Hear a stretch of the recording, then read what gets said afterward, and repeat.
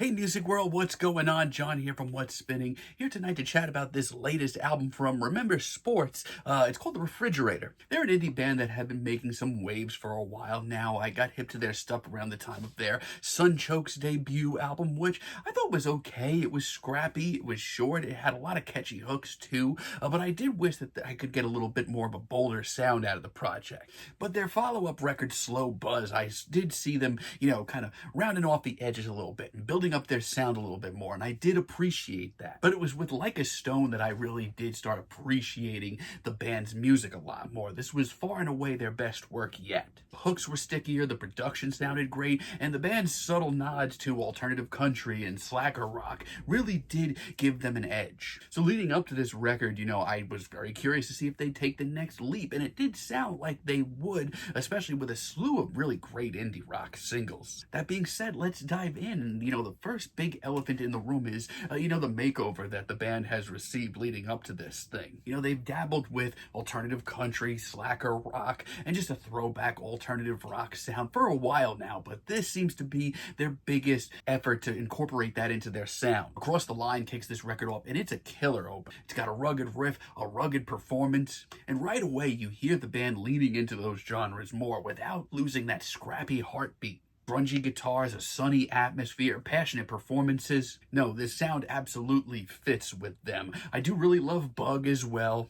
This one's more upbeat, a little more urgent. Really do love the songwriting here. I love the punchy riff and the release of a chorus that we get here as well. And that great passion never really dips either. This just sounds like a great fit for them. They sound incredibly confident. Really do love Thumb, too. This one's a lot more punky. It doesn't even bother getting on the rails. It's off the rails the entire time. And Carmen's performance on vocals on this track is one of her angstiest and nastiest. It's short, it's sharp, and I really do love the backing vocals. The harmonies are nice. I really do love Selfish, too. This one brings in some serious slacker rock vibes. Breezy guitars, a sunny glow. And I love the dual vocals here. They're very warm. It just sounds like a conversation you're listening to happening at sunset. It's just so warm and cozy, and the band branching out and trying these new things just sounds so right still.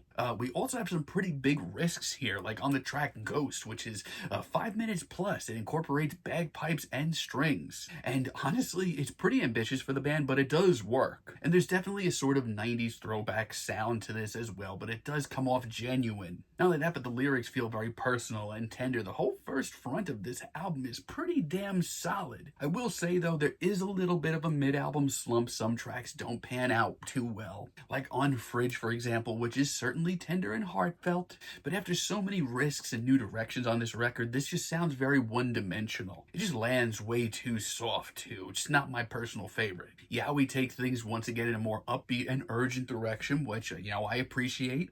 And I respect the energy, but I'm not really feeling the payoff here. The songwriting and Carmen's performances kind of lay flat here. And Soothe Seas just feels so safe, too safe.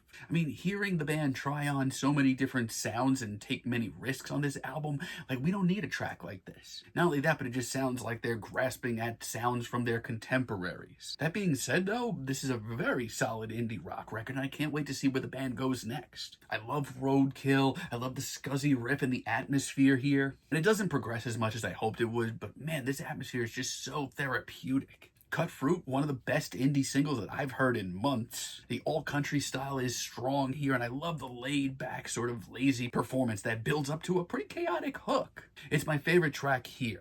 I also really love Zucchini. It's very tender, it's very sweet. It just sounds like unwinding after a long spring day.